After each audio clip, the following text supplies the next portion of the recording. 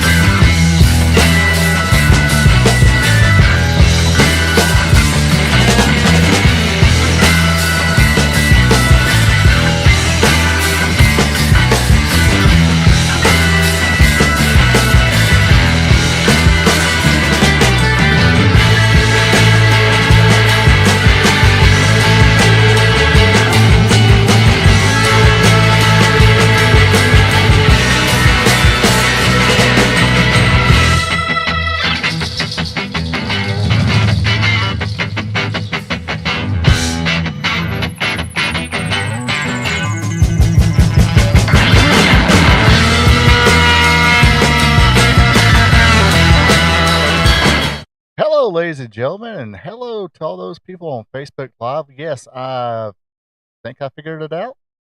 I did it again. Not sure how I did it. I did it again. So I'm on YouTube and Facebook Live. So, ladies and gentlemen, on both platforms, hello and welcome to Wrestling Gold Friday Night. I am Ronald Ray, your boy with a cornbread accent. Uh, yes, ladies and gentlemen, we made it to another Friday. Hopefully, y'all can hear me pretty good. Still trying to figure this stuff out somewhat. I listened to a little bit of my last night's stream, and it did sound like I was a little too close to the mic. So I'm trying to back up a little bit, but not trying to act like I'm trying to eat the microphone. That's one thing I do not want to do. But yes, it is Friday night. We made it to Friday, ladies and gentlemen. Where am I at? There we go. So appreciate everybody tuning in. And of course, this is, like I said, Wrestling Gold Friday Night, episode 48. And this is where we talk about the good old days of professional wrestling, back when wrestling was wrestling and wrestling was real. Because, damn it, it is still real to us. Am I right or am I right? Oh, I only got one. Why am I looking over here and I need to set up another camera, I think, so I can figure shit out.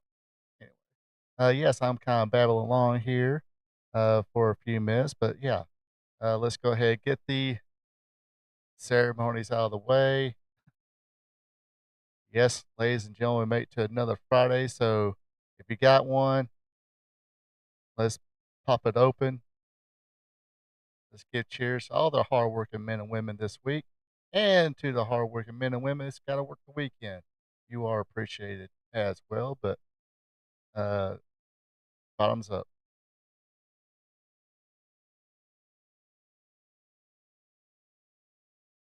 So yeah, speaking of which, the whole multi-streaming thing, yes, this is the part where I kind of babble a little bit, give people time to kind of pile in.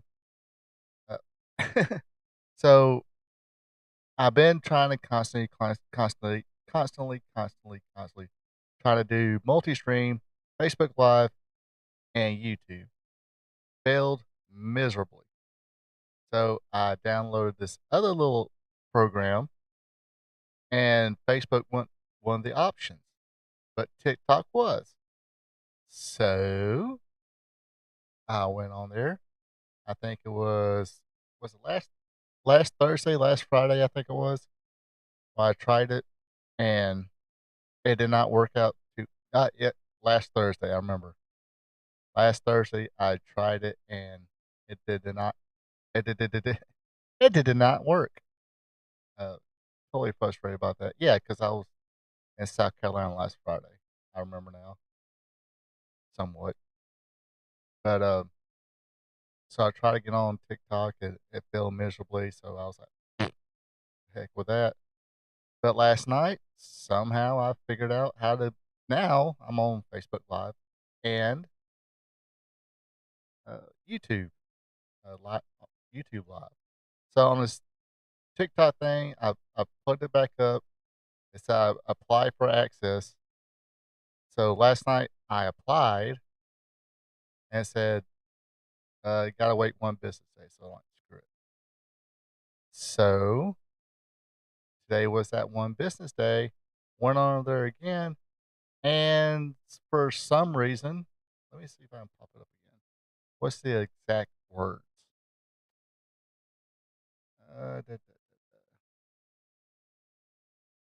Access not approved. Stream elements not approved or revoked. Your TikTok account is currently under live restriction. If your account does not violate TikTok's community guidelines for the next 30 days, you will be able to participate in this activity and can apply again. So, not sure what happened there. I clicked on apply again. It'll be under review another business day. So, what happened on a couple Sundays ago? I was playing with it. That's when I uploaded it, did a test run. Everything's working right. The only thing I can figure out, maybe, reason I'm in trouble with TikTok Live already on just a test run. On just a test run.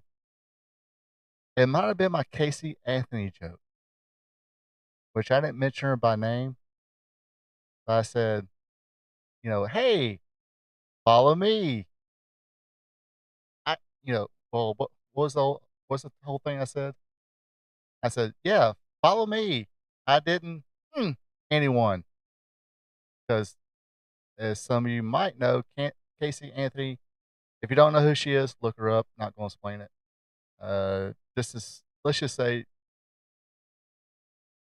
if you did pay attention to the whole case, you kind of ponder how did the jury not find her guilty? But I digress on that. But look it up if you don't know who Casey Anthony is. But she's on TikTok now and got, I guess, around 70,000 followers already. But I made a joke. Didn't even use her name, but uh, the little test run I was doing, people caught the joke. I was like, hey, follow me because I didn't anyone. And I said the actual word, the word that starts with K, ends with L. So I don't know if that's what got me in trouble with TikTok already with a test run. I don't know. But anyway, so yes, like I said, I am on Facebook Live and on YouTube. Live in a living color, baby, like Dusty Rose would say. So, uh, like I said, hit me up in the chats or in the comments. Any memories you got of anything I talked about tonight, please share. Give us your opinion or give me your opinion, or just be cool and say, hey, what's up? Or hey, how you doing? Or just plain hello. Nothing wrong with being nice. It is all appreciated. Like Joe King here. He said, what's happening? What's happening right now? I am doing a live stream. I am kind of proud of myself. Like I said, I don't know how I did it, but I did it. Um, after all that time on YouTube doing, or not only YouTube, going to Google, say, hey, how you do this on this, and doing everything they say, somehow I effed around and was able to get it done. So yeah, hit me up in the chats. Also, if you're entertained, digging what you hear from just a normal wrestling fan talking about the sport of professional wrestling, give me that thumbs up button. Also, if you're not a subscriber yet or a follower of mine on YouTube or a friend of mine on YouTube, hey, give me a friend's request. Or better yet, or also do both. Friends request on Facebook, come on over to YouTube and click that subscribe button along with that notification bell. That way you'll be notified when all my content gets put out there so you can watch.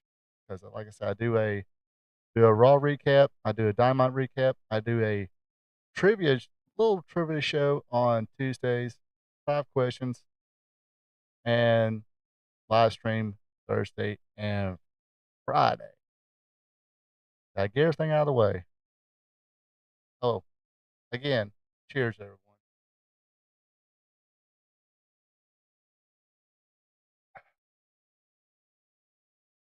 Good stuff there. So, how is everybody? Everybody ready to talk some wrestling? Talk some classic wrestling. So, those of you on Facebook Live, what I do is we start with today in wrestling history. Of course, today is March 21st. Then we do a little watch along, and last 2 weeks is so I found like a 3 show block on the old superstars of wrestling. One being Southern Championship Wrestling from Georgia. Last week it was Memphis block. Today it's going to be the CWF. So let me uh, let me go ahead and share the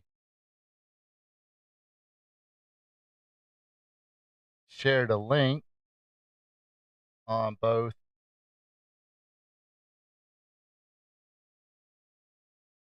Okay, do they see the chat on all platforms, or will they be on one? And I'm on.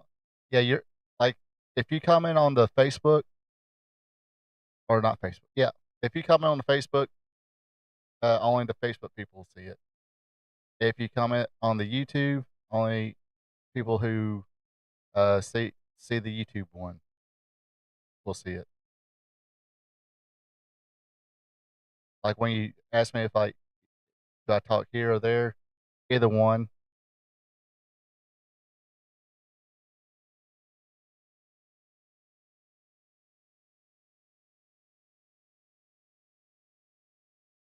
So yeah, basically I had two different platforms, two different comment things. I just realized I cannot on this one now I can't I have to go to the YouTube one and share the link. So I'm going to go ahead and share the link for the watch along. And this is going to be the Continental Wrestling Federation from 1989. When you pop up the video, you want to fast forward to 1 hour, 55 minutes, and 47 seconds. So not yet, not now, but when we get to that point. What else am I missing here?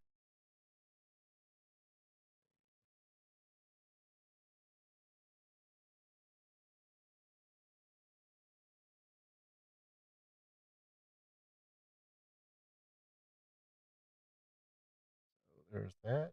All right. So let's just. Okay. So yeah, you're fine. I can see your comments on YouTube, and I can see anybody makes a comment on Facebook Live. So if there's maybe I'll get to the point where I'll have to be doing like this, or sometimes you might see me do like this. See who's coming on. Facebook and see who's coming on YouTube. Don't never make I repeat this again. Maybe I digress a little more into it, but never, never make fun of any office workers who have two screens. You need two screens these days. Two screens, at least two screens, make things easier, whether you're doing like I'm doing or working. Because trust me, it is somewhat easier, even when I'm doing my paperwork for work, daily reports. Sometimes it's kind of cool having that extra screen, which most time I'm on my laptop, so I don't have that two screens. That's the reason if I'm doing any kind of streams or videos in a hotel room, the only thing I'm using is like my laptop, single screen, and that kind of makes things harder. So if never make fun of somebody using two screens. So anyway, but yeah, as far as YouTube, what you're doing, you're fine. I guess I can see everything you say there, and like I said, when we get to it, I'll repeat it again when we get to it. But let's talk about some wrestling stuff instead of me BSing about somewhat technical stuff that's probably over my head. I think it's over my head, even though I'm talking about it. So let's go. Oh yeah, about TikTok, I'm about to maybe if I remember in 30 days, I'll get right to it, but not today. Not today. Not this week. If, if it happens, it happens. Maybe I'll try because I know I can do. What's the other option? X. X. And also, I gotta practice this moving my eyes too. I can't move my head. 'Cause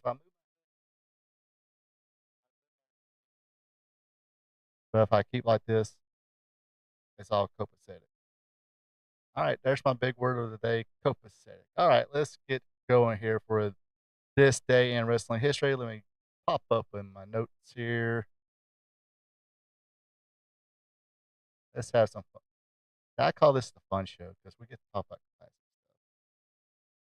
Sometimes I learn stuff on this classic stuff. Sometimes I don't. Sometimes it's stuff I've heard before, but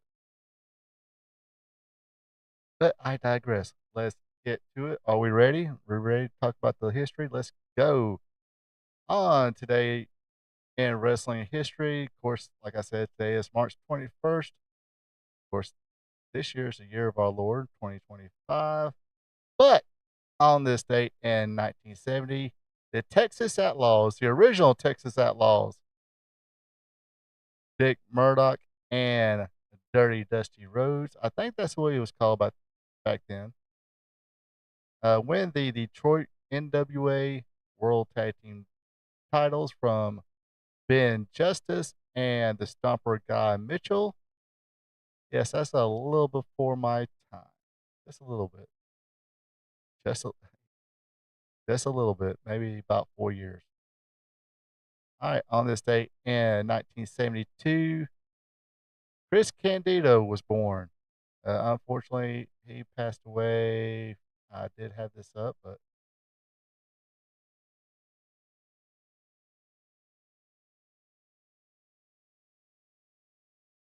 unfortunately, in 2025, he passed away at the young age of 33. Now that dude he was a pretty good wrestler, performer, whatever you want to call it. Knew how to be a heel. Watch when he first, I guess, came into Providence. I guess, unless you did live in the northeast, Jersey and all that. But his Smoky Mountain stuff was pretty solid. Oops.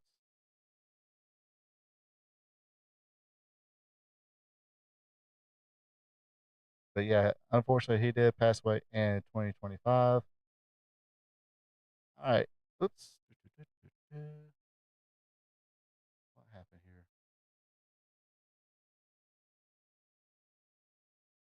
On this date in night, also on this date, 1972, Billy Red Cloud defeated Baron Von Raschke to win the WWA title.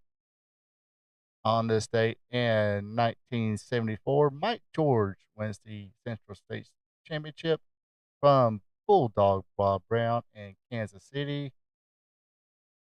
I guess Mike George was kind of popular in Central States. I think he's won it a few times. Might be a trivia question coming up this Tuesday. But I seen him once, and the first time I seen Mike George was UWF. John Tatum had a car accident. I think it's around '86, and of course, John Tatum was teaming with Jack Victory. John Tatum had a car accident, so uh, Jack Victory got on the mic and said, "Hey, John's been in a car accident. You people shut up. It's not. Don't cheer about that." I think that's what he said, something like that. Then he said, "Hey, I got a new tag team partner, Mike George, but they didn't really team that much, and Mike George was kind of used somewhat enhancement talent in a couple matches I seen him there. So that was about the first and only time I seen Mike George. Of course, didn't watch a whole lot of Central States here in Georgia, and I think one of the watch-alongs I did Central States wasn't that good. It was a notch above better than Portland, but um, wasn't that good. Very tiny ring. Anyway, get right back to it. On this date in 1975, Abdullah the Butcher defeated Rocky Soulman Johnson for the Georgia title. On this date, 1977, George Goulas promotes his first Memphis, Tennessee Mid South Coliseum show following with the split of Brooker Jerry Jarrett from the promotion. Jerry Jarrett took most of the crew of wrestlers and began holding shows at the Cook Convention Center. The first post Jarrett for Goulas is a disastrous drawing only in Memphis, Tennessee, drawing 1,964. Especially, there's a lot of indie promoters that wish they can draw 1,964. So, but back then that was considered not too good. Um, some of the wrestlers he had on that card: Tony Marino, not that familiar with him. Leo Chandler, Cora Combs, Lady Satan, the Bounty Hunters, Danny Littlebetter, Chief Thundercloud, Tojo Yamamoto, and the legend himself, George Goulas, along with Bubba Brazil and the Sheik. Come on, man. Didn't nobody want to tune in and see if he burned anybody? That would have been kind of cool.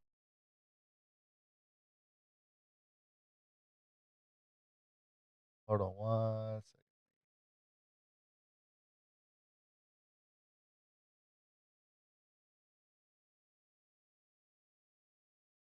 Like I said, this is a work in progress, ladies and gentlemen. There we go. Want to see the comments if they pop up. All right. On this day in.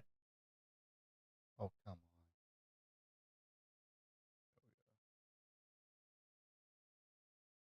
On this day in 1982, there was a North American title tournament for the Stampede version of the North American Championship in Calgary, Alberta, Canada. Uh, Leo Leo Leo Burke, excuse me, I'll get it out in a minute. Leo Burke defeated Duke Myers in the finals. Other matches or other participants in that tournament include Mike Shaw, Jude Rosenblum, Hercules Ayala, Tim Shea, Don Kolov, Steve Taylor, Kerry Brown, Bret Hart, Cuban Assassin, Charles Buffon, Ho Chi Lao, David Schultz, Tab Rogers, and Keith Hart. Unfortunately, some bad news also on this date in 1982. Pro wrestling fan and pioneer wrestling newsletters Terry Justice was killed in a car accident in New York State by a drunk driver while transporting an amateur wrestling team to a meet. Rest in peace, Terry Justice. On this date in 1987, Demolition, the one we know and love, Bill Eadie and Barry Darsow, Axe and Smash, defeated the Young Stallions, Paul Roma and Jimmy Powers. Why is this significant? Because this was the first appearance of Demolition with Mr. Fuji as their manager. Um, and of course, some people think this was at the time. I don't know. I guess enough time has passed. People are like, okay, there was. If you didn't live at that time, you really probably don't grasp the concept that yes, a lot of people did look at Demolition kind of like a ripoff of Road Warriors. So this was basically the Demolition was WWF This Man's answer to the Road Warriors, Animal and Hawk. Two big guys, painted face, a little different. You know, they didn't wear the same outfit. You know, kind of that S&M gear, kind of weird looking at it now. But I mean, those masks were pretty cool. But other than that, um, but like I said a couple weeks ago, you had the Midnight Rockers, who some people would look at them and look at the Rock and Roll Express, say, hey, that's this Burns version of the Rock and Roll Express. The Fantaxis were like a other version of the Fabulous ones. Sometimes, especially at that time, no internet, not a lot of widespread thing. About this time, the only two really national ones was Crockett, NWA, and uh, WWF. Of course, NWA was shown nationwide Saturdays at 6:05 p.m. on WTBS 36 or WTBS 17. Excuse me. I put that ball down, I guess. But yes, this was the first appearance as for Mr. Fuji being their manager. On this date in 1991, we had the Japan WCW Japan Super Show. This was a joint venture between World Championship Wrestling and New Japan Pro Wrestling, held at the Tokyo Dome in front of a reported 64,500 fans. Results are, I'm going to butcher these names. So, Animal Hamaguchi and Kentaro Ashino, Kengo Kimura, Asuma Kido defeated the Von Outlaws with Super Strong Machine. Not even going to go there. Yeah. Anyway, the main event of that show was uh, IWGP Heavyweight Champion Tatsumi Fujinami defeating NWA World Champion Ric Flair. Of course, this was a one of screwball finish. Let's see. To me, Demolition was different enough to be their. Uh, but when they first came out, though, I mean, it's like I said.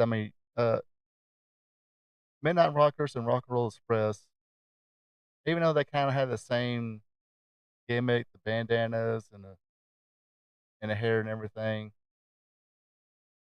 My opinion, Midnight Rockers were a whole lot more athletic than Ricky and Robert. Uh, the flips, the kip ups, the double super kicks, just those uh tag team moves that they would do.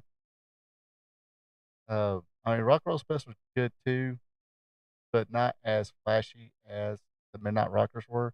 But I mean, even some of the magazines would say, "Oh, the Midnight Rockers are kind of a copy of the Rock and Roll Express," but kind of say the same thing about the Rock and Roll RPM, except for they were heels, except for in Puerto Rico, the Southern Rockers in Portland that finally came down to Memphis.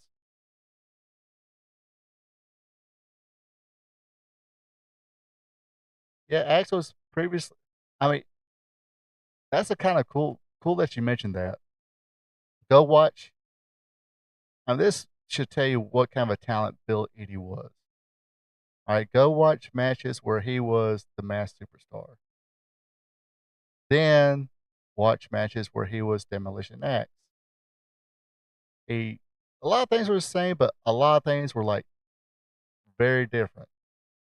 I mean, he was ground and pound as Axe. Mass superstar, a little more wrestling oriented. He would ground and pound a little bit, but not to the point like Axe was. And of course, Mass Superstar used the Cobra Clutch. But yeah, uh, go back and watch Mass Superstar matches compared to and Axe matches, and you'll have a different appreciation to how talented Bill Eadie was. Two different gimmicks, two different styles.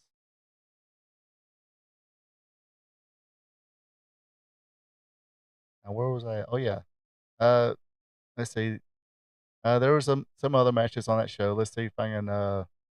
Scott Norton defeated the Equalizer. Justin Jushin Thunder Liger defeated Akira.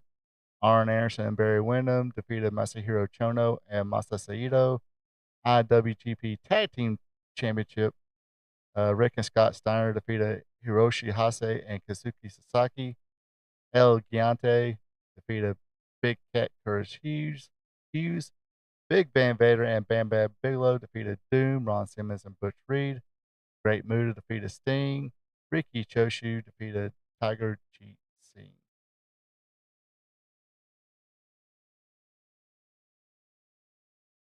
Oh yeah, most definitely. But and of course you kind. I mean, they did bring the Powers of Pain in. Some reason they didn't work out. But once he did get his hands on the Road Warriors, they quickly disbanded the Demolition. Bill Eadie, I think, was on his way out anyway, and Smash turned into the Repo Man. Crush, I think, went back to Portland for a little bit, then came back as Crush, but the big Hawaiian, what's up, brah? Crush. Yeah, Powers of Pain were definitely copies because there were two big brawlers with basically the same haircut and everything. A little taller, a little bigger, but and some definitely not no 5-star matches between the Powers of Pain and the Road Warriors. But still, I don't know. To me, I still rank the Road Warriors higher than Demolition.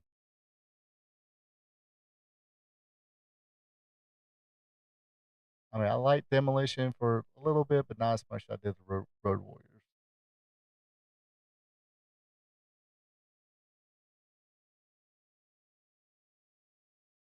Because let's be honest, the Doomsday device was a whole lot cooler than the Demolition decapitation. The Demolition decapitation looked a whole lot safer um, than the Doomsday device. But I'm trying to remember.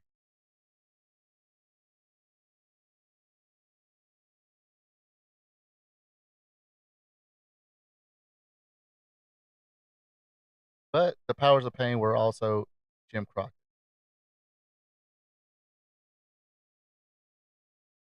Yes. Yes, they were. I mean, Hawk, Animal,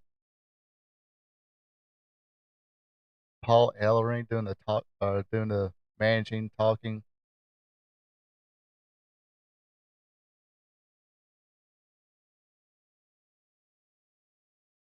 and made a lot of people a lot of money. Made themselves a lot of money too. But anyway, uh, yeah, this match between Tatsumi Fujinami and Ric Flair that set up the Super Brawl pay per view. That was the main event of that. I think I sort of mentioned that last night. If you want to see a good match between that has Lex Luger in it, it was Steiners versus Lex Luger and Sting. I think if it won the match of the year in Pro Wrestling Illustrated that year, but not the best pay per view. But I think I watched that Super Bowl like 100 times though, because my brother had gotten it, recorded it for me, and like I said, I think I watched it like 100 times because I didn't get to watch pay per views back then. We we didn't even have cable at that time. Yeah, yeah. See, yeah, 91. Yeah, 91. I was living in Barrow County in Bethlehem and did not have cable. Believe it or not, kids, yeah, there was some of us that did not have cable at that time. All right, this day in 1998, the second annual Super 8 Independent Tournament was held in Wilmington, Delaware, and was won by Lance Diamond. Of course, he became better known as Simon Diamond, and then Pat Kearney, I think that might be his real name, in TNA, but then became a backstage agent and all that good stuff. Other people in that tournament included included Ace Starlin, Mike Quackenbush, Inferno Kid, Devin Storm, Mark Schrader, Scott Taylor, Scotty Too Hottie, and Reckless Youth. And I will say, Reckless Youth, by golly, uh, talking about if he'd come out right now, he would. Hmm, if he was out right now in almost his prime, I mean, he'd be a whole lot better than a lot of people that's out now. I think because of his size, he might ended up in AEW, but I know he had a developmental deal with WWE for a while, but they never did do anything with him. But I will say one of the best matches I ever seen live was Mikey Quackenbush and Reckless Youth. That was a hell of a match, especially at that time. And it was kind of, I want to say ahead of his time, but that was where things were kind of going. All right, on the button again. On this day in 1998, ECW Live Dangerously took place in Asbury Park, New Jersey. And somebody again, turn got to turn their phone off. Okay, let me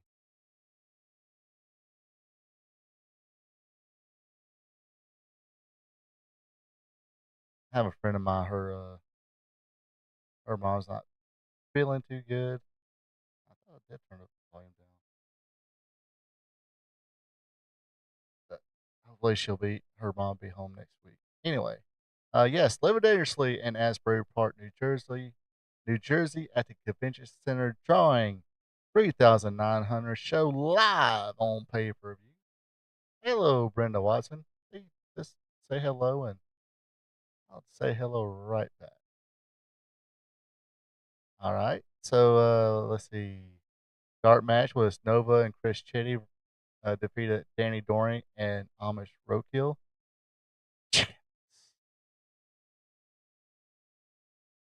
Super crazy. Super crazy defeated Yosh- Yoshihiro Tajiri. They had some good matches at that time. That match was pretty good. I think I did. Yeah, did I get it live or did I just watch it? I think I got it live. But yeah, that was a kick-ass match. Uh, Balls Mahoney defeated Steve Carino. Yes, this is I want to say rookie Steve Carino, but at this time he was doing the King of Old School gimmick, where he wasn't going to bleed, wasn't going to do use chairs or anything like that. Pretty good, entertaining stuff at that time from Steve Carino. I think he works for WWE now. Anyway, Lil Guido defeated Antifaz del Norte. ECW TV champion Rob Van Dam defeated Jerry Lynn. Kick ass match. Uh, those matches actually put Jerry Lynn on the map. People started recognizing Jerry Lynn for uh, how good he was. Like I said, and if you want to see how good Jerry Lynn, he was really good. Okay. He was probably peak right here, but you would see the potential with the match between him and Lightning Kid and Global. So definitely recommend you check that out. Let's see, Spike Dudley and Nova defeated the Dudley Boys. Tommy Dreamer and Shane Douglas defeated Justin Credible and Lance Storm. And the main event was ECW World Champion defeated Sabu to win the FTW title. Glad they got rid of that in AEW now. And that concludes today in wrestling history.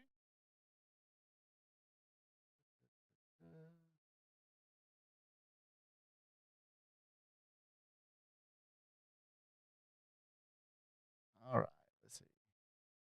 All right, it should be on that same video I sent you, Joe. You'll just like I said forward us fast forward to 1 hour 55 minutes and 47 seconds. Speaking of which, let me go and include it in the chat myself. 1 hour 1 hour 1 hour 55 minutes and 47 seconds. 1:55:47. Anyway, there's a link to it. I think did I? Oh, okay. I'm starting. Okay. Oh, come on. Here we go.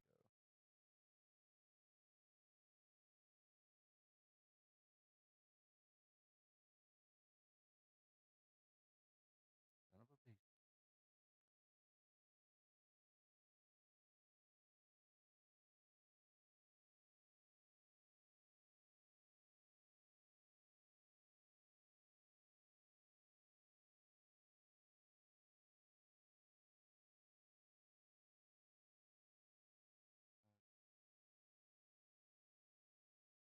Let me go ahead. Thank again. The YouTube channel is Wrestling Classics.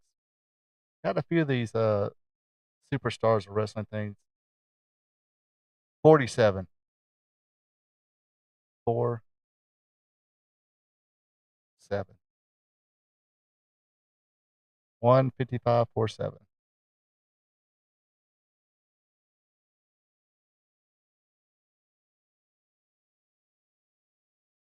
Oh, I did have it. Never mind, my bad.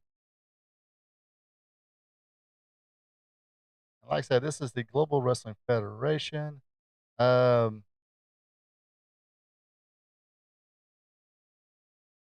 at the time, Ron Fuller owned Southeast Championship Wrestling. It started in Knoxville. Then he decided to expand to Pensacola. Then the whole Knoxville wrestling war started, and then that killed Knoxville. But he still had Pensacola. Uh, so it stays Southeast until that sounded a little too regional, so he changed it to Continental Championship Wrestling, and it was that till '88, I believe. Sold it to, I want to say, they sold it to Ron West.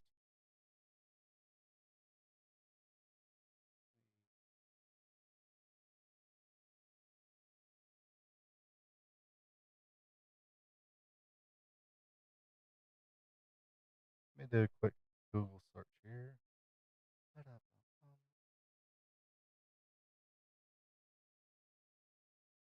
Oh, David Woods. Excuse me. Yes, he sold to David Woods in 1988, and he changed it to Continental Wrestling Federation.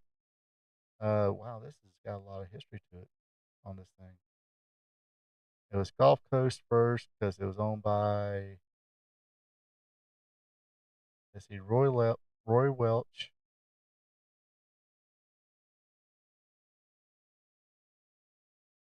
uh, Buddy Fuller, I think, Lee Fields, which they're all related.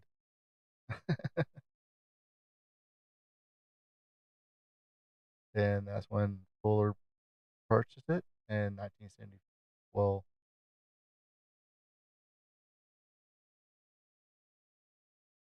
let's see. Yeah, I'm going through all this stuff.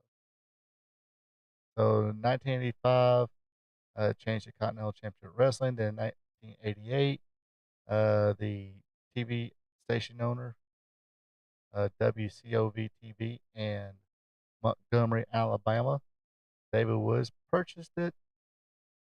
Um,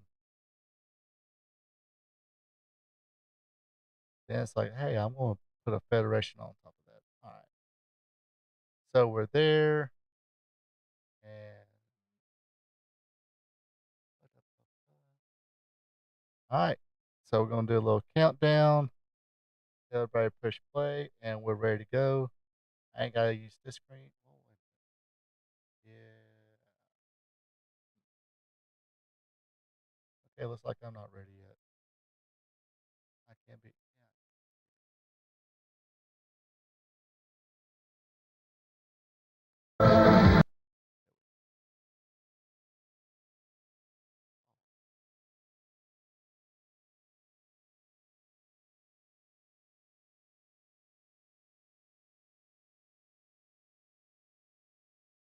Yeah. Well, that's okay.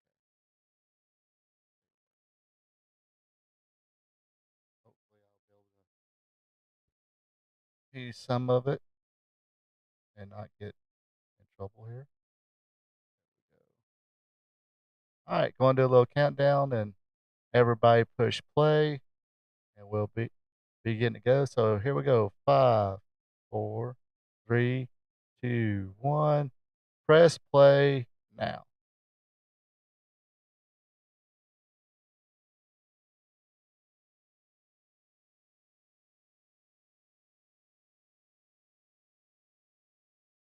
Oh yes, and this will have the classic commercials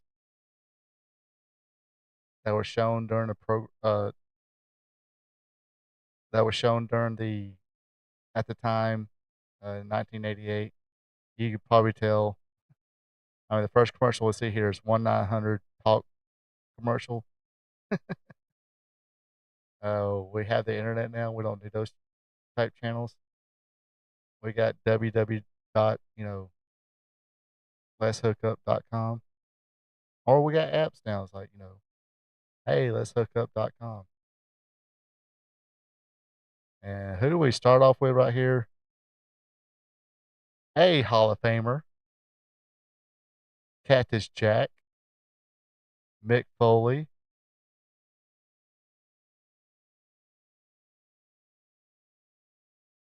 Quick question, you just hear me, right? You don't hear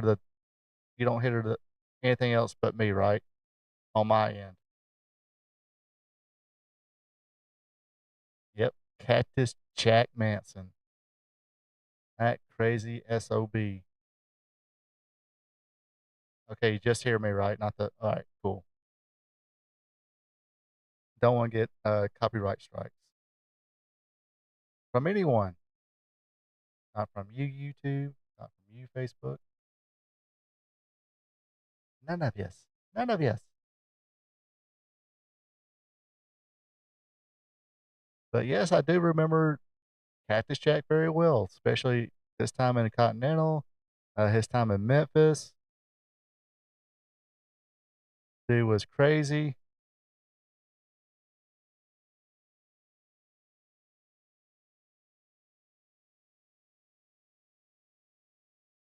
Cameraman, you're in the wrong spot. Who edited that crap?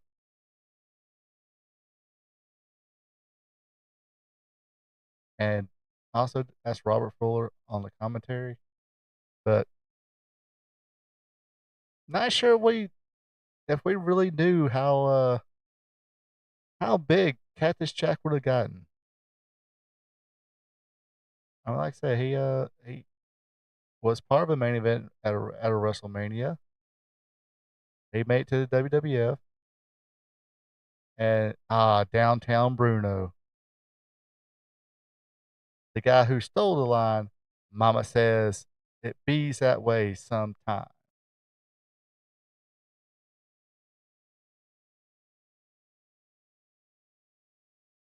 Yeah, just watching him do stuff like that, I'm like, holy crap. I mean, the only time I really didn't like Cactus Jack when he was teaming with Gary Young. But yep, there's Robert Fuller, the Tennessee stud himself. Okay, not the original Tennessee stud. That was his brother Ron Fuller.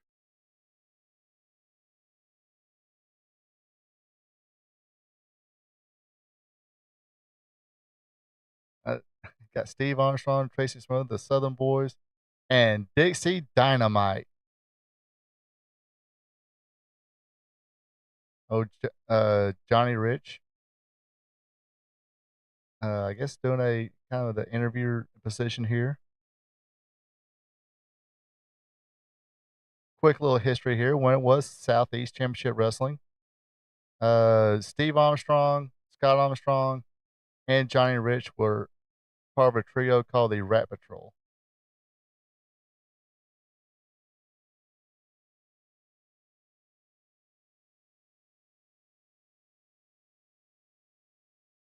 And yes, I think I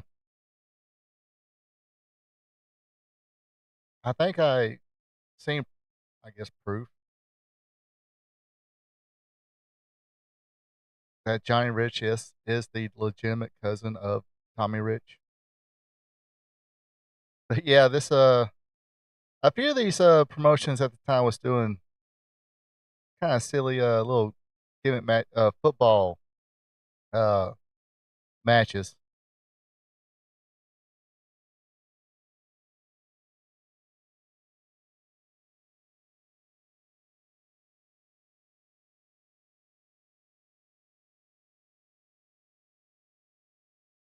And that was another heck of a tag team too. The Southern Boys before they became the Young Pistols, which was dumb.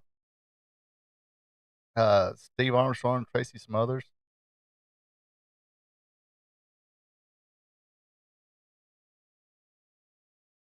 It's like, okay, I get it. It was, well, it's still controversial now. It's like pretty much banned the Confederate flag, but you can still call them the Southern Boys without the just tell them not to use Confederate flag no more. You know what? I'm pretty sure they didn't. I mean, what was it, 80, 84, 85? Now, who was it? CVIP was it CVIP? No, it was a Tonga Kid. I think Tonga Kid was Steve Armstrong and Johnny Rich were the original Rat Patrol.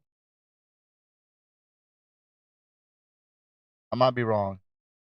Chat, comments on Facebook. Was it Tonga Kid, Steve Armstrong, and Johnny Rich, the original Rat Patrol? or was it Scott Tonga Kid and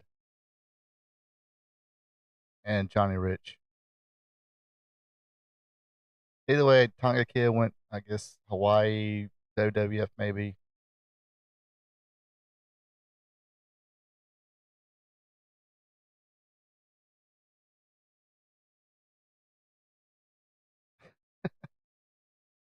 And of course, he's pulling out what he wants Sylvia to wear. I don't think that would get over today. I hate saying that. I'm gonna quit saying that. Who freaking cares?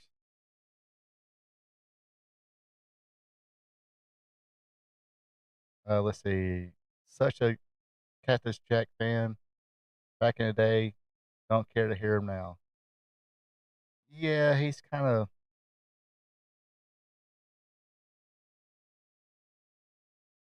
I don't know. I ain't really heard much of his stuff, so I can't say.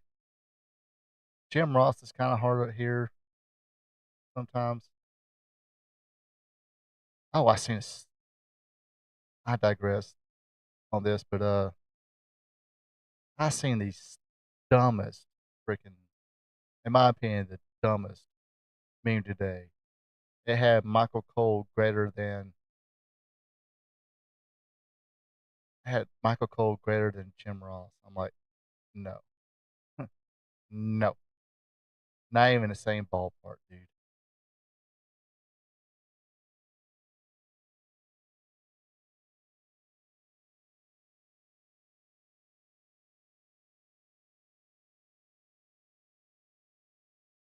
No big. Oh, I guess they're the baby faces, so yeah, I guess he's got to say roll tide. Poor Steve. Or no, that was Tracy, wasn't it? No, that's Tracy.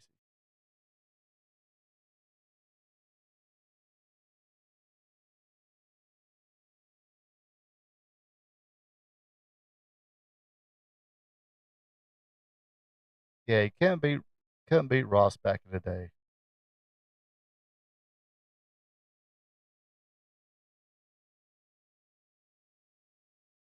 I mean, I kind of feel bad when they try him out there to do commentary now.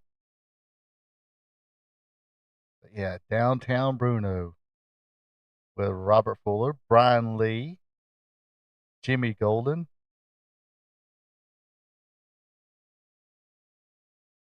not Buckhouse Buck. I hated that crap. So yeah, kids out there who didn't start watching wrestling until the mid '90s, that's Colonel Robert Parker. The guy behind him is Bunkhouse Buck, and the other tall blonde right there, that's the Undertaker, Brian Lee. And this is when Brian Lee had potential. A lot of people thought Brian Lee could have been a up and comer, but according to Dutch Mantel, bad motherfucker, can I say that? Uh, he was not dependable.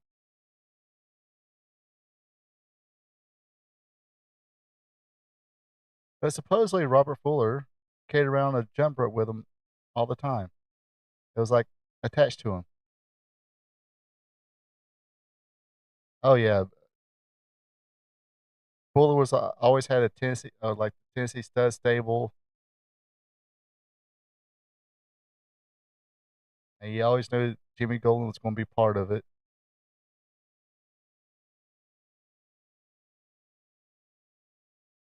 And yeah, that's Charlie Pratt. There, he was the original commentator for Southeast, at least in the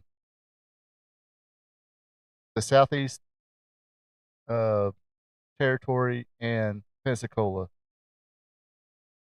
He was a commentator for Southeast Championship Wrestling before it became Continental Championship Wrestling, and that's when they brought Gordon Solie in. I believe at this time Gordon Solie was working for WCW, so they brought Charlie Pratt back.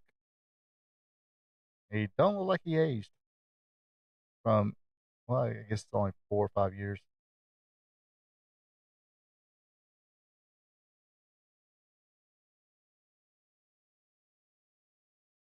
Beauty and the Beast. All right, let's buy some carpet. Carpet discounters.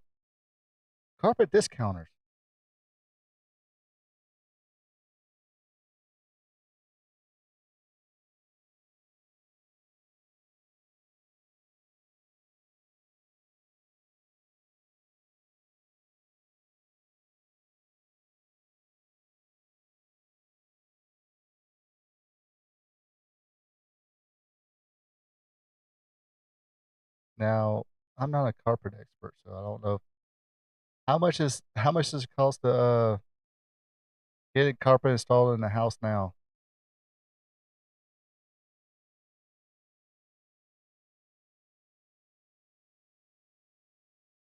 Well, heck, you paying almost $700 for some carpet. Yeah, throw in a vacuum cleaner, please.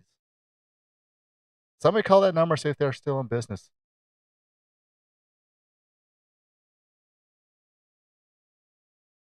So here's Beauty and the Beast. That's Terrence or Terry Garvin.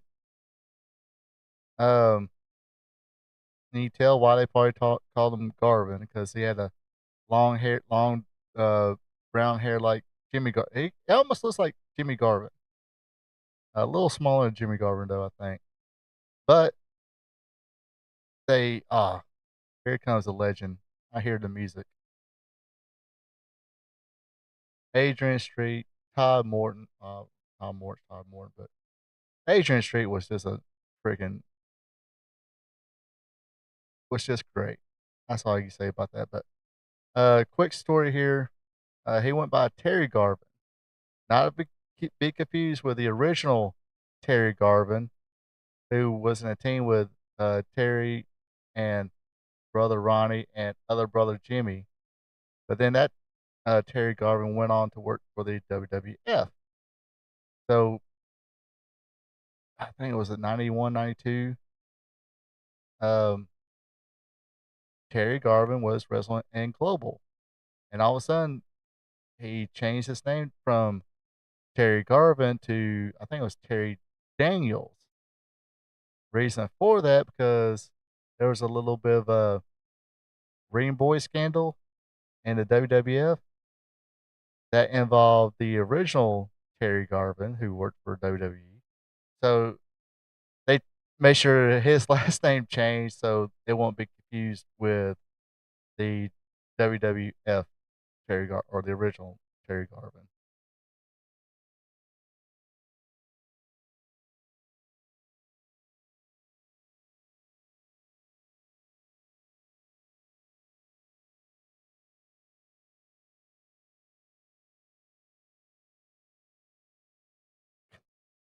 He's like, not today, kid. I'm just going to freaking slug you.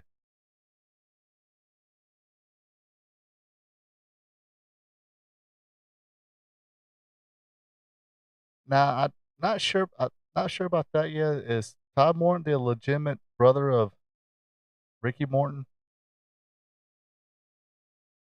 Oh yeah. Look who has a who's look who's in there now. The Beast was I don't think he really did much beyond this.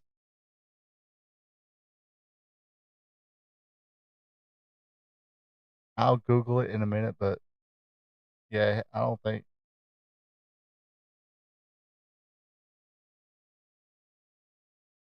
think he did. Nah, because I'm thinking of Dale Beasley, who was uh the bounty hunter at one time and something else, like one of the psychos or something like that. And became one of the state patrol. Yeah, basically. I mean, ugly dude. They call him the Beast. Guess they thought Terrence Garvin was pretty, so they call him the Beauty.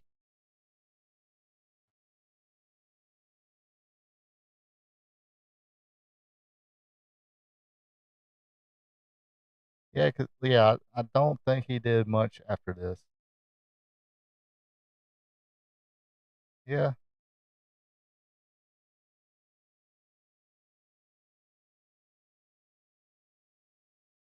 Mark Goulet. Could be the brother of Rene Goulet.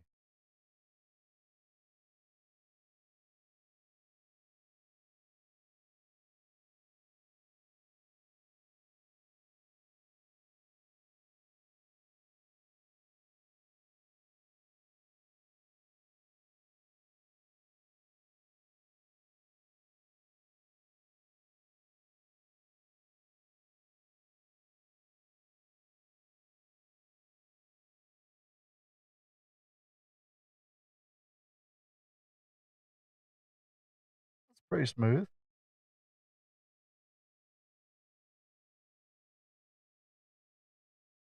Yeah, like I said, I don't. I think I looked it up, but I wasn't. I can't really remember if it was a yay or a nay on that. You know, Tom Morton being Ricky Morton's real brother. I got the same barber, at least.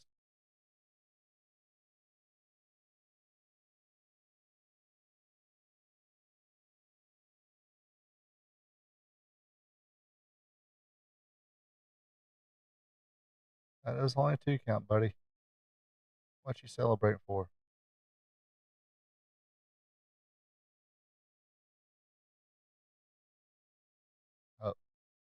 Oh, he's gonna go top rope and get thrown off.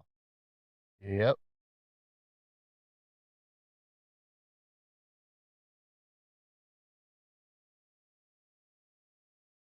Yes. A- Adrian Street was awesome.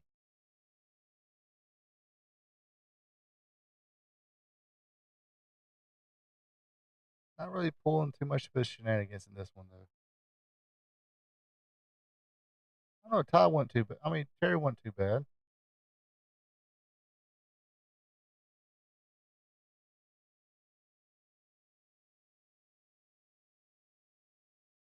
because I think this was one of those things where Adrian Street and Garvin there they were feuding a little bit in Memphis before this. Actually, it was Bill Dundee kind of got in a feud with Beauty and the Beast here in Memphis, and then Bill Dundee said, "Hey, look, I got me a partner now that understands you, Terry Garvin." And as soon as he said that, you knew it was Adrian Street. So uh, I forgot. I think he might have had a match, and then Beauty and the Beast, or at least Terrence Garvin interfered, and that's when Adrian Street came out. Oh, you big dummy! You big dummy! And that's it. And y'all are no longer a tag team ever again. Yeah, Paul Morton was his dad. Oh, I thought he wrestled. I thought Todd was supposed to be his brother. Oh, cousin. Okay. Yeah, I thought they said it was his brother at one time.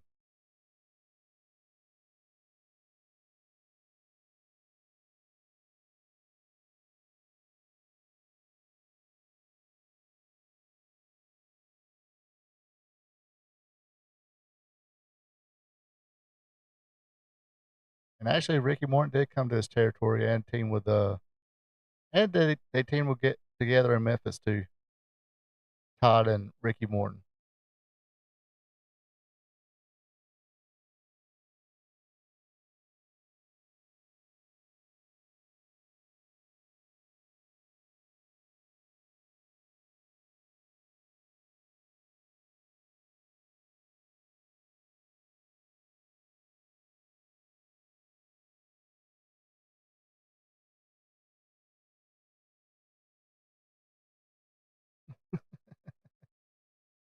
But yeah, like I said, Memphis, it was like Bill Dundee came out and said, let me tell you something.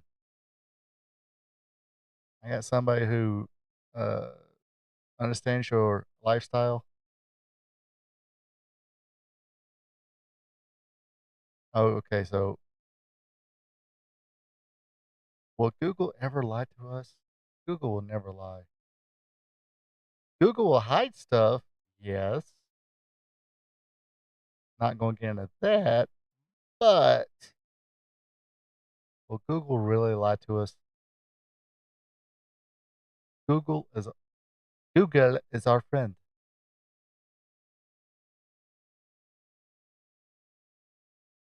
What was that movie with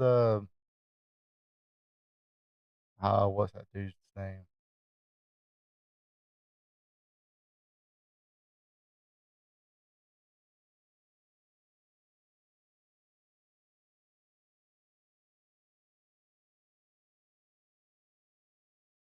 Hi, I'm slut number one.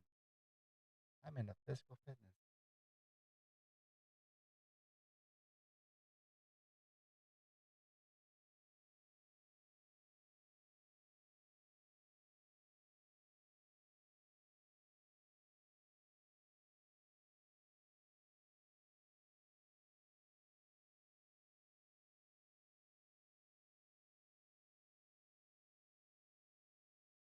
Oh yeah, okay. Yeah, there was a movie called The Internship with Vince Vaughn and Owen Wilson. Can't think of the guy's name.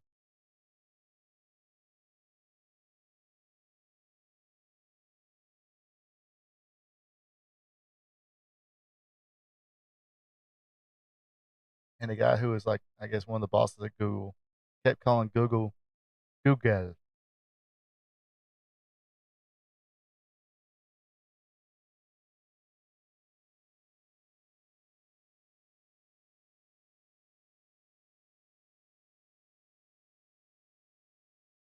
Say, welcome to Google. Uh, Now we're selling the Hank Williams music set.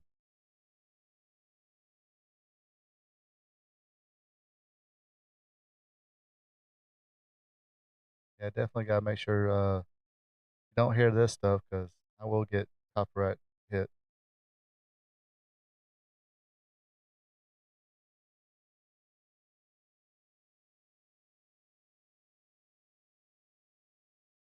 Uh, Pretty good movie about Hank Williams called I Saw the Light. It's got what's his name? The guy who played Loki in the Avengers movies.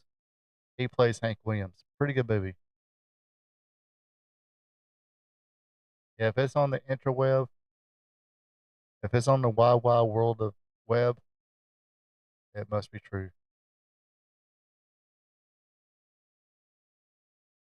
But yeah, that movie was good. I recommend that one. Was they selling 8 tracks? Yes, 2 records, 2 cassettes, and 2 8 tracks. Okay, next time we have one of these things where they have the old commercials and the old phone numbers, if y'all dare me to and remind me, I will call these numbers. Not tonight though. Next time. Next time we have a little more time. Well, I mean, we got plenty of time now. Is that Lou Fabiano?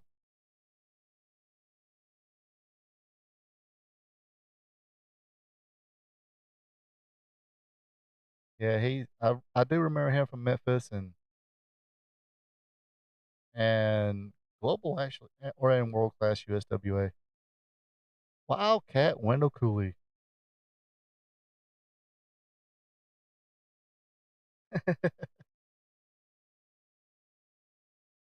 And we went from a commercial selling you Hank Williams music to a wrestler come out to Hank Williams Jr.'s "If Heaven Is Not a Lot Like the Heaven." Well, yeah, a Hank Williams Jr. song,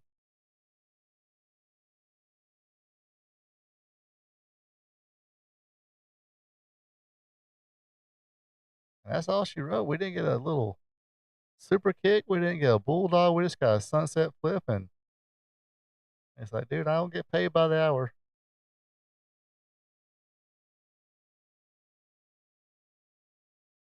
Is that Dennis Condrey, the global or global? CWF-Continental Wrestling Federation heavyweight champion?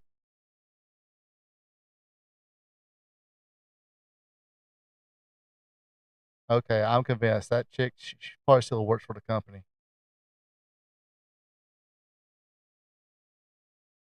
She's like 70 years old. Hey, you called to talk to me.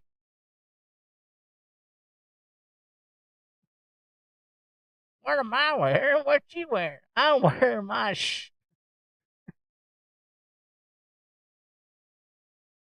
I'm wearing my gown, my granny gown. I got 5 grandkids, 10 great grandkids. Just kidding.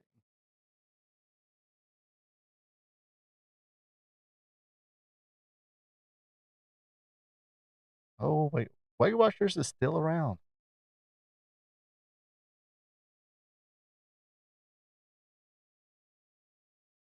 Oh, is this the $10,000 DDT challenge?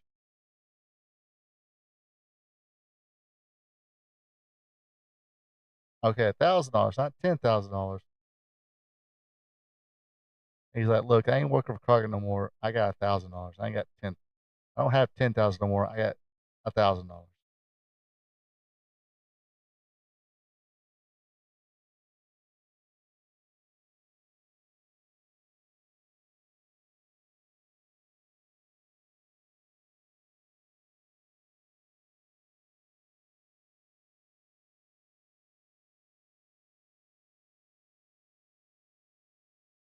So I mean, Dennis Condrey's got a lot of history in Southeast Championship Wrestling.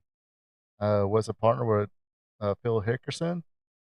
Then became one half the or one third of the Midnight Express with Randy Rose and Norville Austin.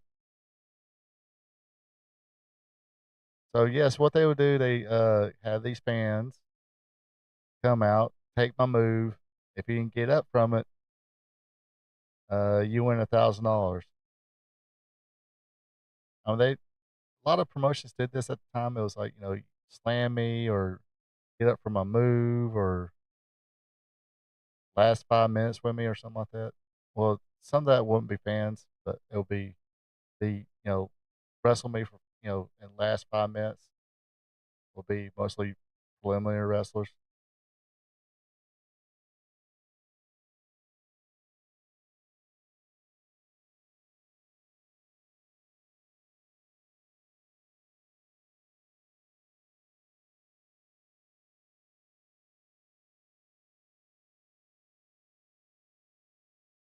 They say, no, no, no, no, that's monopoly money. I ain't taking no DDT.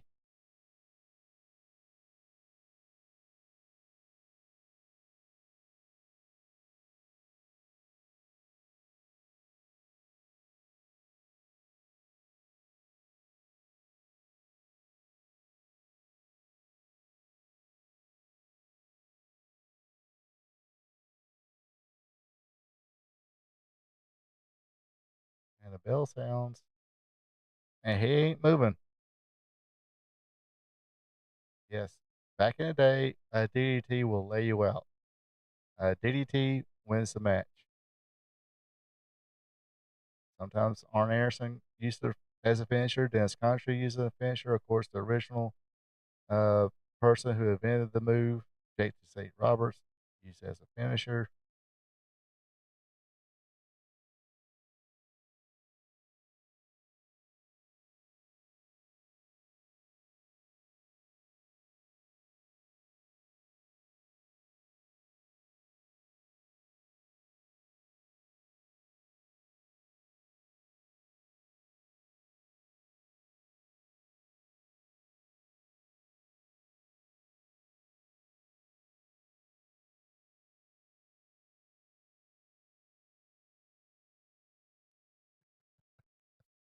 I'm sorry, I find these commercials entertaining now.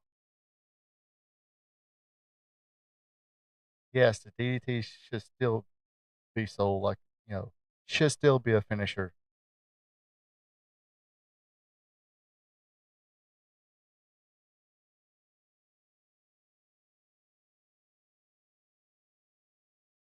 That's something nobody really does. Does anybody ever put up wallpaper in their house anymore?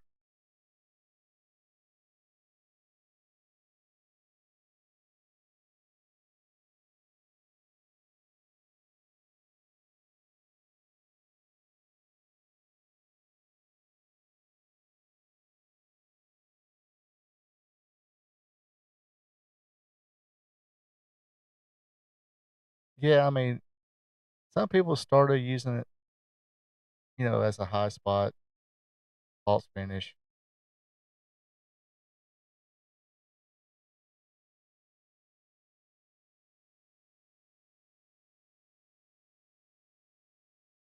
And some people got, uh, heck, I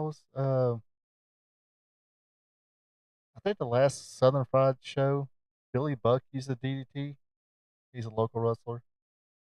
And it looked good. It's like, okay, that should be it. That guy's done. 1, 2, 3. Billy Buck wins. But no, only got 2 count.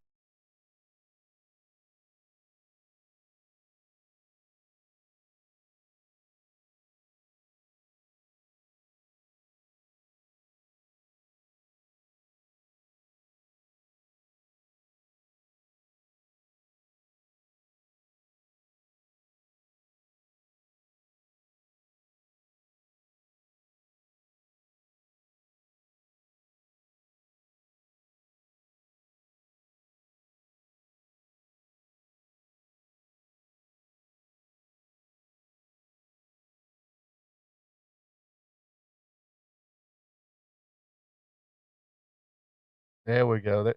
There's Bad Brad Armstrong.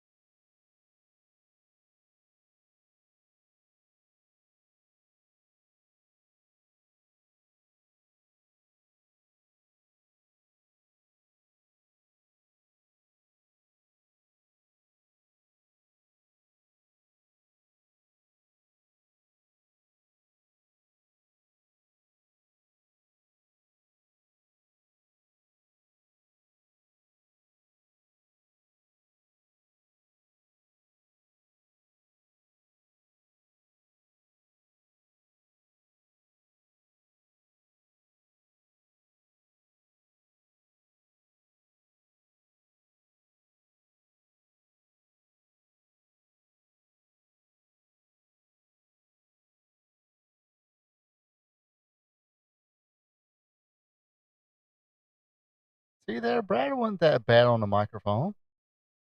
I mean, not like not no catchy freaking lines or anything.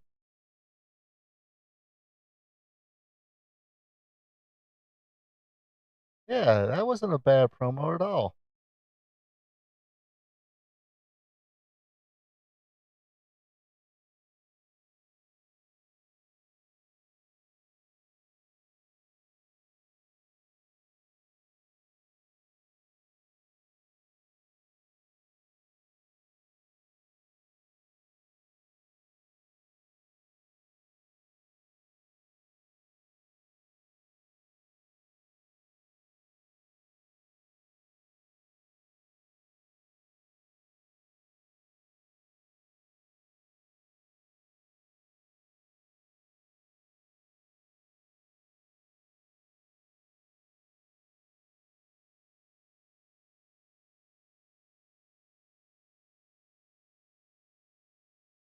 So yeah, he did mention that they start calling him the Lethal Weapon, Dennis Condrey as well, and he would form a tag team in ICW with Doug Gilbert as the Lethal Weapons.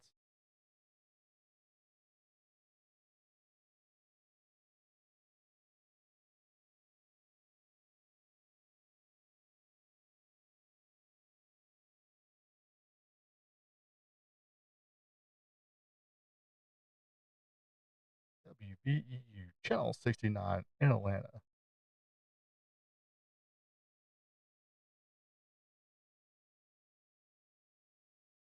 I do miss these little independent TV stations like this that will have like little syndicated shows and then wrestling. A lot of it. Okay, probably not a lot of it. Well, 69 did.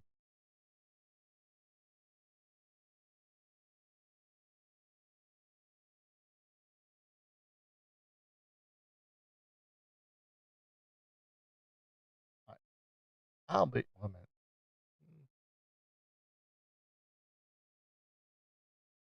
Jerry Stubbs with a full head of hair. How did that happen?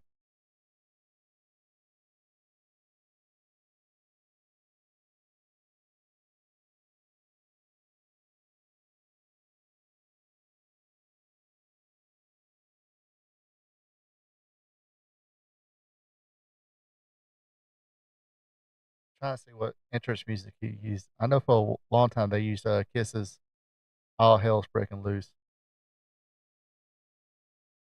Yep. Oh, Jerry Stubbs with a head full of hair. Probably didn't have a head full of hair since he was first time he had a head full of hair since he was 25.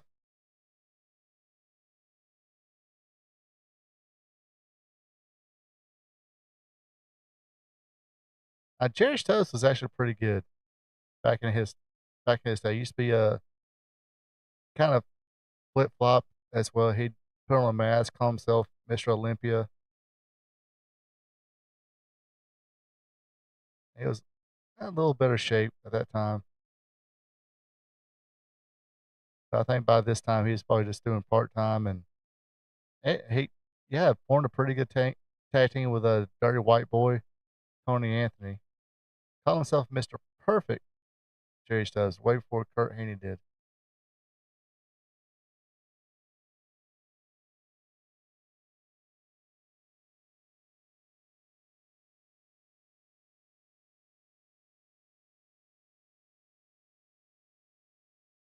A boot to the face.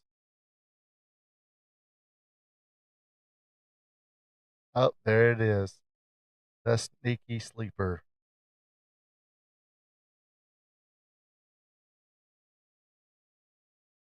The sneaky sleeper. Yeah, I mean he was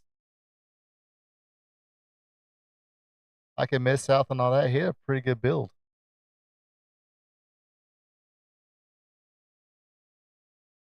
And I think when him and Arn Anderson first started teaming, they uh, Jerry Stubbs was Mr. Olympia and Arn Anderson was Super Olympia. And I guess they lost that like a loser mask match or got unmasked and revealed themselves to be Jerry Stubbs and Arn Anderson. But Arn Anderson and Jerry Stubbs were a pretty good tag team.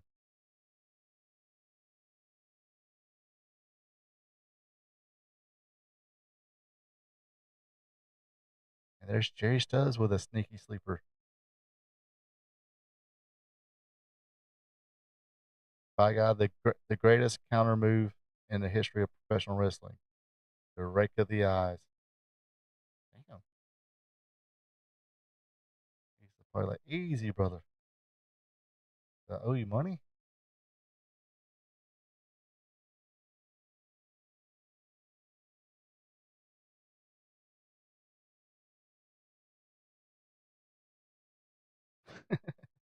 What are you going to do downtown? Here we go. I have a Pier Sixer here.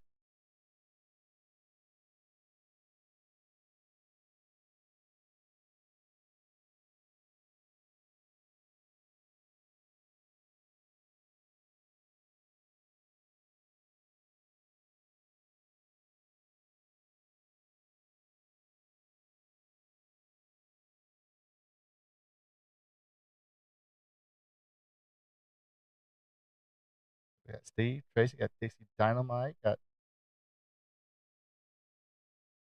Ron Lee.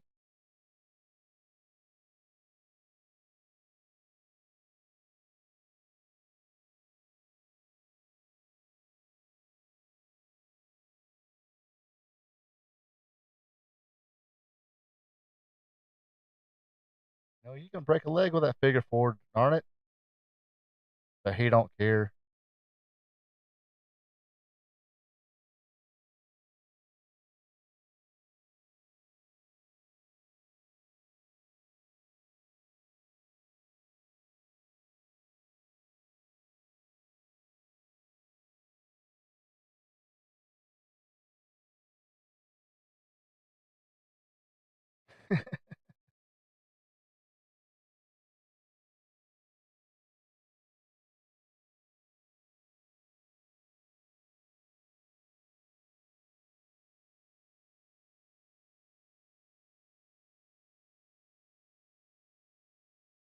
Poor downtown Bruno. Downtown's like, look, what do you expect me to do? You're a big guy. So you should be able to handle that. All right, I'll be right back in one and a couple seconds.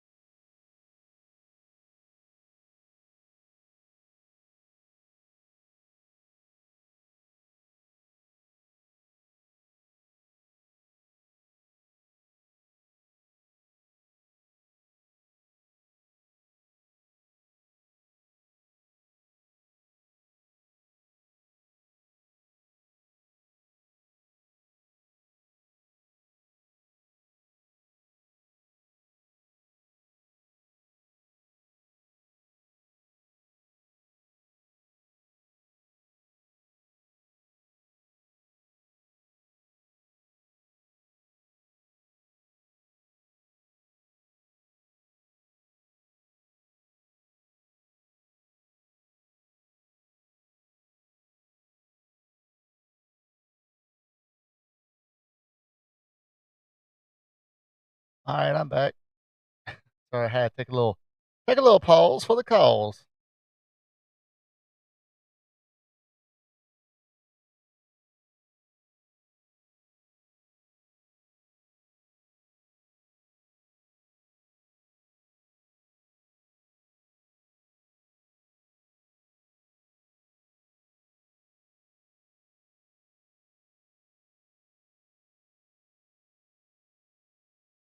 All right, call him up.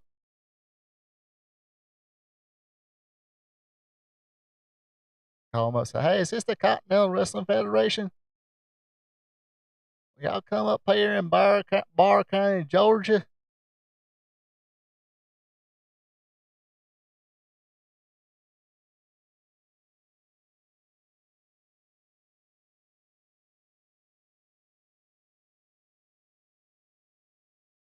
So they did a replay of the first match of the show. That's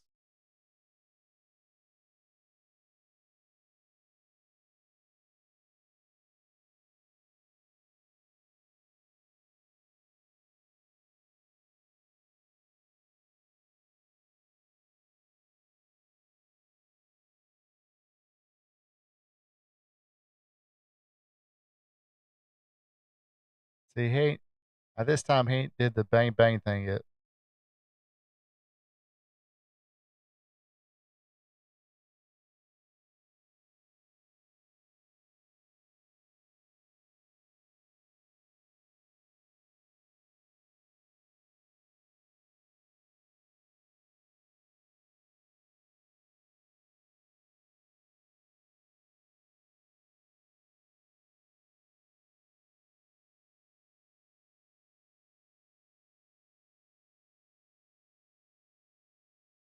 Yeah, like I said, would you imagine seeing this back then that he'll be as big as he is, a top selling author?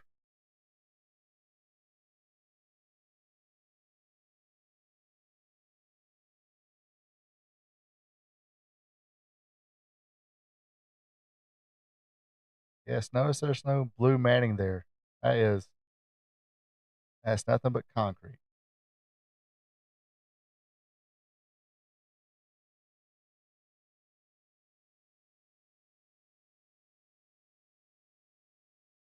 And that is it.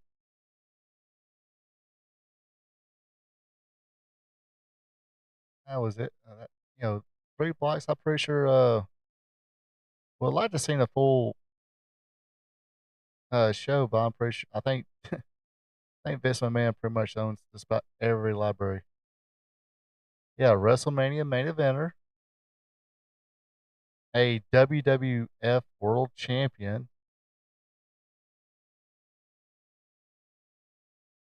a WCW World Tag Team Champion, Death Match Legend. Well, I guess you could have possibly seen that happen, but we didn't know what a freaking death match was at that time. Had no clue. Had no clue they had things like death matches. Didn't know what those crazy folks in Japan were doing.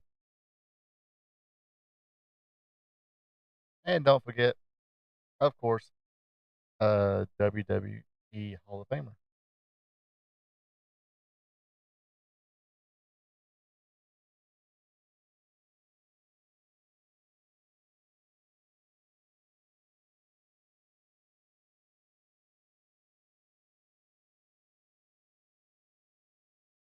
Anyways, oh, so yeah, I guess I gotta think about what should we do next week for our watch along.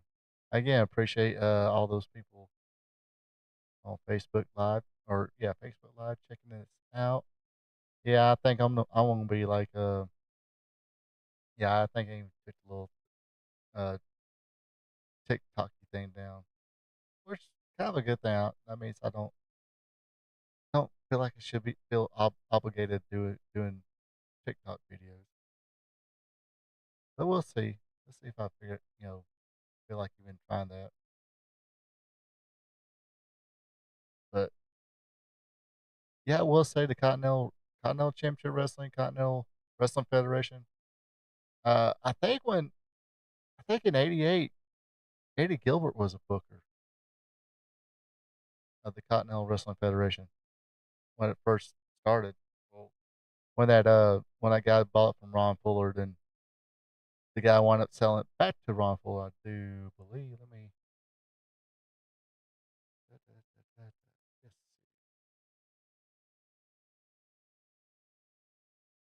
Okay.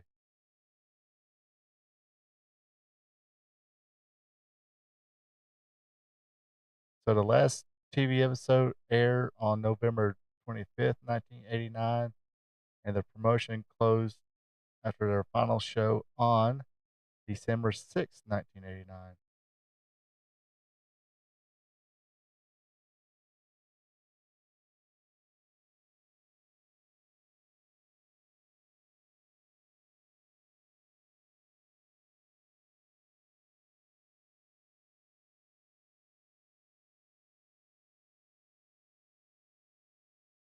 So according to this, um,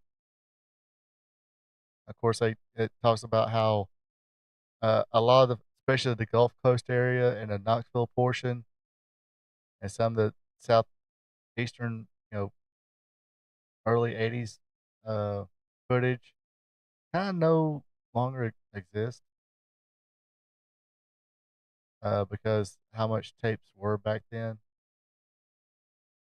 However, almost all the Dothan portion of Southeastern Championship Wrestling, along with the majority of Continental footage, still exists, and they're all still owned by David Woods and Woods Communication.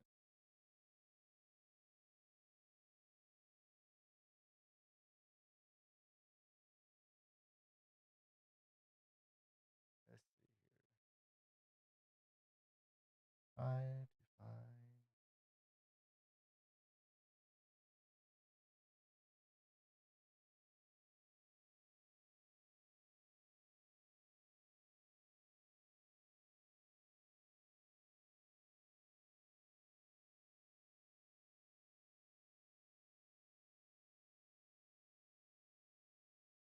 Yeah, don't see him on here.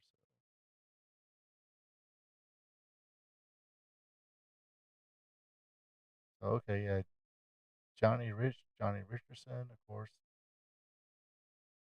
Um,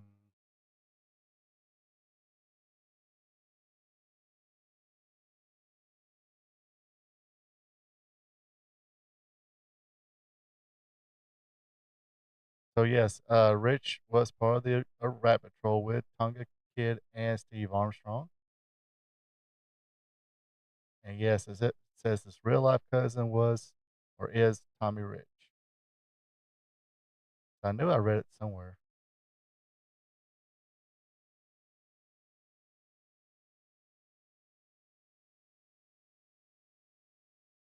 Davy Rich, not so much. I don't think he's related. I think they just kind of gave him the name. Speaking of which, let me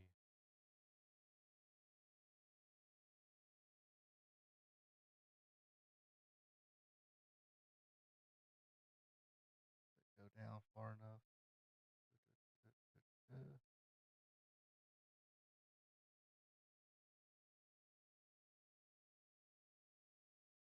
Continental. Okay, they might not have been champions. Okay, never mind. Anyway, but yeah, and of course, like I say, see plenty of good. I mean, Jimmy Golden, Brian Lee,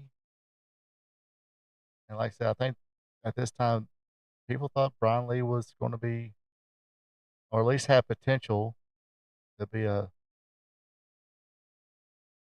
contender.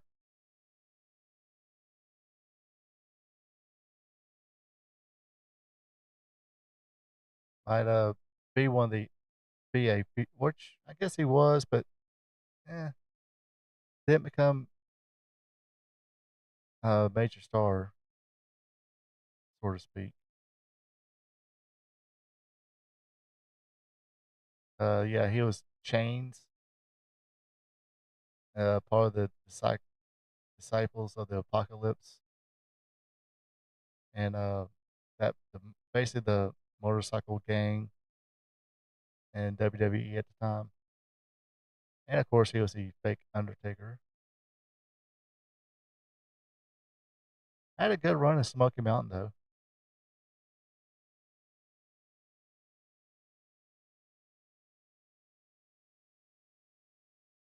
Uh, did pretty good for himself in ECW as well. I forgot about that little run.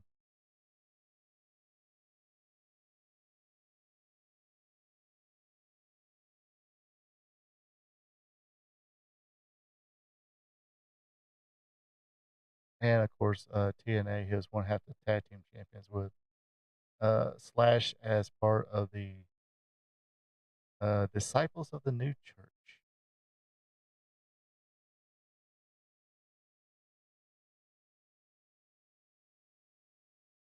Uh, the worst feud of the year, according to the Wrestling Observer newsletter, because he was feuding with the Lost for Wink or Wink, whatever.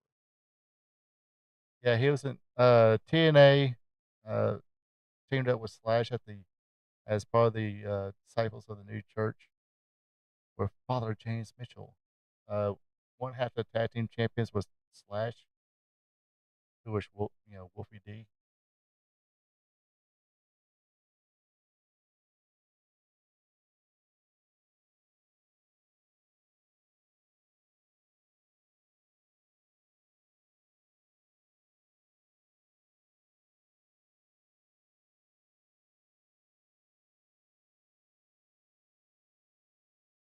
Find something else. Anyway,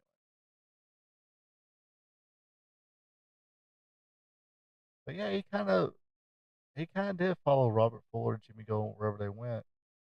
Now he wasn't part of the stud stable in Smoky Mountain, but in Memphis he was part of Robert Fuller's stud stable, and here in Continental he was. Yeah, that was a cool theme song they had. Yeah, who even though it's like house music or you know some of their music in early TNA wasn't that bad.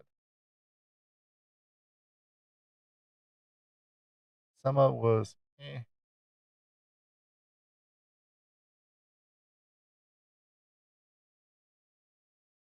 but these you know rock stars they need their royalties any way they can get. That means if you even yeah, he was the under.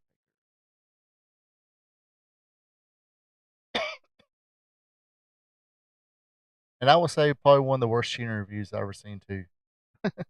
Let's go ahead and put that in there for Brian Lee. Um, it's kind of like, no, I remember that.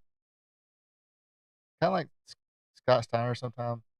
It was like, oh, who said that?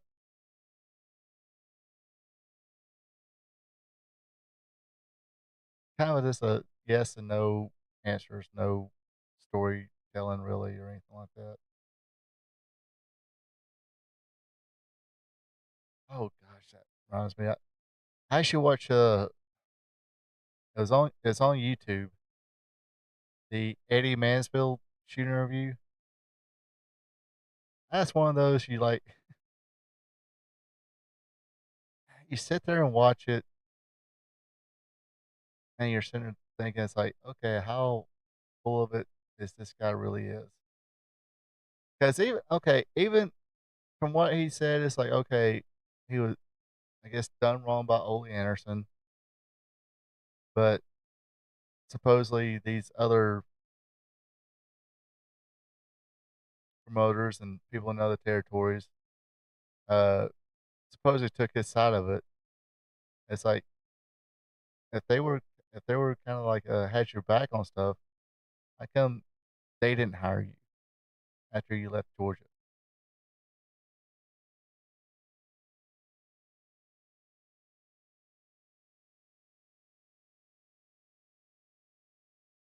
Yeah.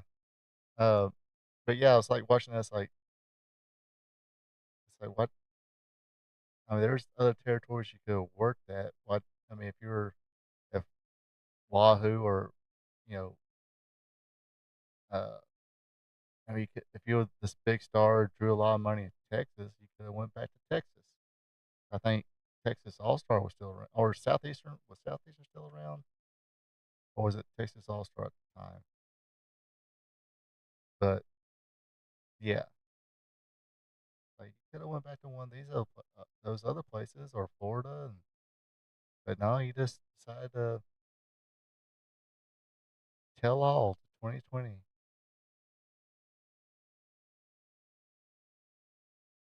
And supposedly, according to him, he was like, uh, I told him not to. I told him to interview Ole Anderson. Don't talk to David Schultz. Blah blah blah. But that's another subject for another time. What else can I babble about for a few minutes for? Because it's starting to get that time. Oh wow, yeah, it's almost 10 o'clock. Getting a little hungry here, and But anyway, yeah, I guess I gotta think about next week's watch along. I'll see what anything's comes to mind. Of course, just pay attention on or Facebook. I'll usually say what the watch along is going to be. Um, since I can do Facebook Live now, which is pretty cool. Pretty cool so far. So far it's pretty easy. Not a lot of comments so far. Maybe if I set it up and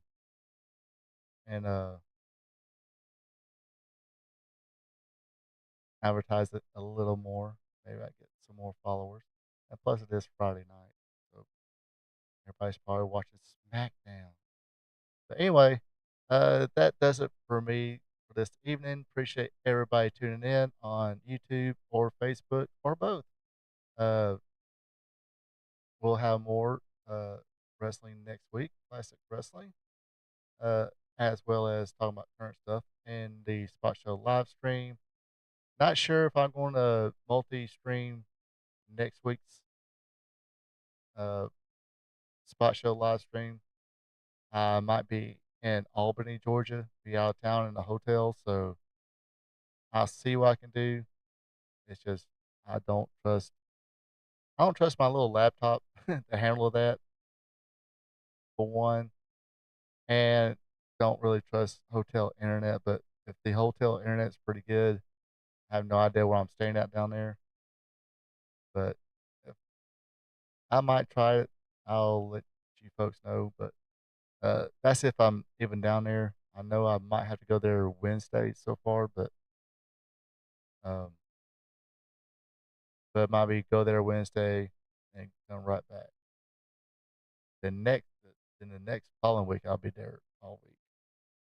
But yep. Anyway, appreciate everybody tuning in. Hey, don't forget to like, share. Hey, if you didn't watch this live, the I think the one on Facebook, I think it said when I looked at it last night, it said 30 days. So if you watch this later on, hit me up in the comments. Also, if you watch this on Facebook, hit me up on the comments on that. Don't forget to hit that thumbs up button. And of course, like I said, follow me on Facebook. Then jump over to YouTube and subscribe to my channel. You folks have a good one. Have a great weekend. Take it easy. And until next time. So long from the peach state of Georgia. Thank you for checking out our P2 Vision.